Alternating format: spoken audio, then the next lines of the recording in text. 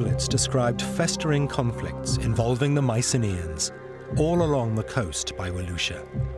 Conflict spread over 200 years.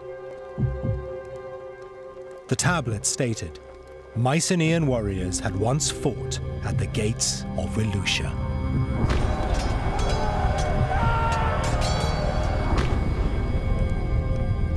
If scholars could show that Troy and Wilusia were the same place, they could then compare the legend against historical records.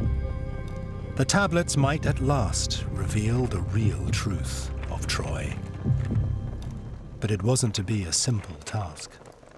The problem was we couldn't really prove it because we didn't know exactly where Wilusia lay. This was the task for archaeology: to discover if Troy and Wilusia were the same city. A recent breakthrough has given us the answer. It involved a mysterious message on a mountain, inspired detective work, and following an army on the move.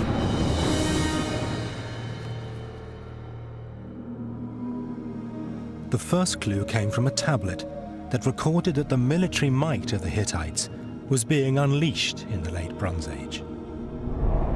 The Hittite army is on the move from its homeland. We know it's moving westwards, and we know that its final destination is the kingdom of Wilusia.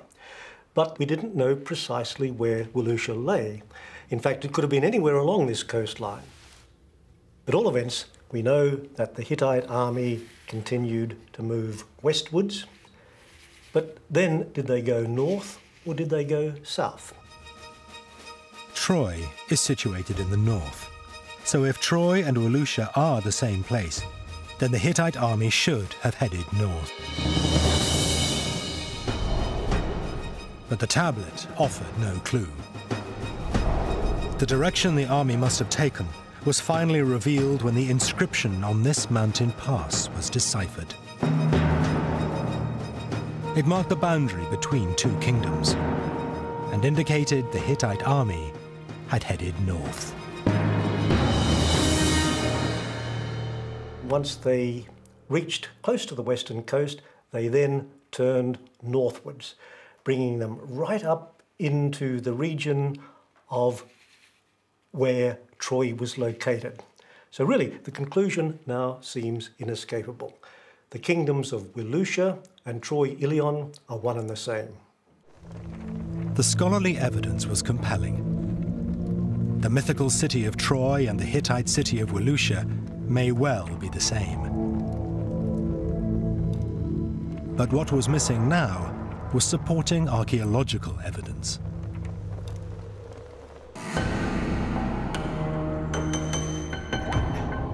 That evidence was to come from the water tunnel that Manfred Korfmann had excavated at Troy. And the breakthrough was to do with dating the tunnel. Most people believe this tunnel had been built 1,000 years after the late Bronze Age.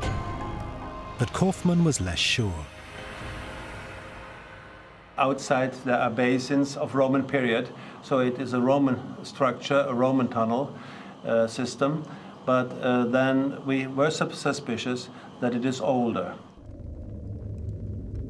The reason the date of the tunnel mattered so much was because of this tablet. It contains a reference to a water tunnel at Wilusia. So if this tunnel at Troy was from the same time as the tablet, here would be archaeological evidence that Troy and Wilusia were the same place. Everything now depended on the date of the tunnel. But was there anything in it to date? Then Korfmann noticed that over the centuries, water had seeped into the cave walls and left behind it layers of limestone.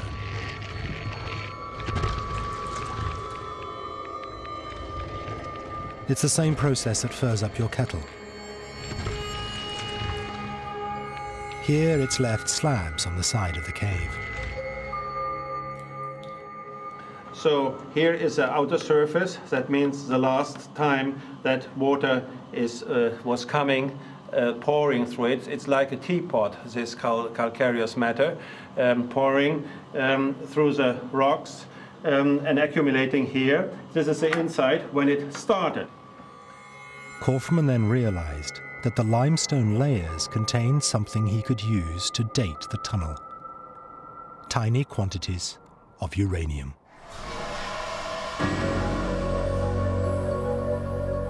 Back in the lab, Kaufmann's team analyzed the minute amounts of naturally occurring uranium in the cave limestone. The uranium undergoes radioactive decay at a predictable rate. They used a mass spectrometer to measure the decay, and so determine how old the tunnel was.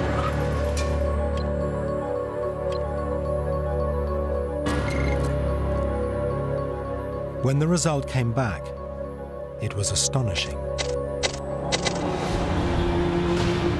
The tunnel had been started in 2600 BC,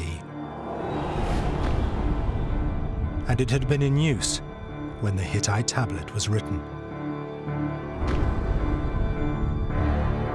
Science had delivered the supporting evidence.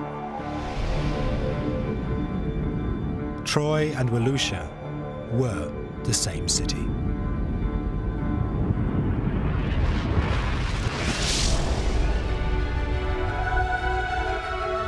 We can now build up a likely scenario of what might have happened to Troy.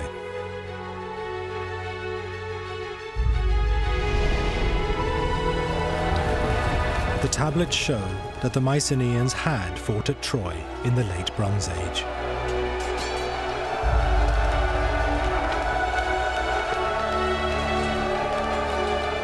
The Hittite texts mention battles that took place. The Hittite records indicate furthermore that the Mycenaeans were not only interested in this region, but had been actively fighting on and off for more than 2 centuries. The tablets show that Troy was an ally of the Hittites.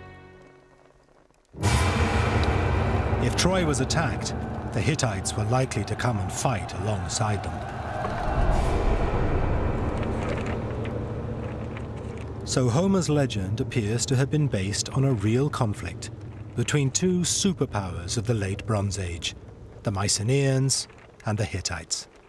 I believe that these conflicts were distilled into a tradition of a single war lasting 10 years. It seems the war occurred because Troy was a wealthy city in a vital strategic location, and that both superpowers wanted to control it. Was the Trojan War fought for love? No. Was it fought because of greed, for money, for territory, for ambition? Of course. It's what most wars are fought for. Troy was caught between 2 mighty empires, the Mycenaeans and the Hittites. It was in the wrong place at the wrong time, and it was crushed. So there was no face that launched 1,000 ships. The war, or wars, were not fought for love, but more likely for gold and loot. And what of the Trojan horse? There are no clues in the texts, nor in the archaeological record. Perhaps it just shows that Homer really was, above all, an amazing storyteller.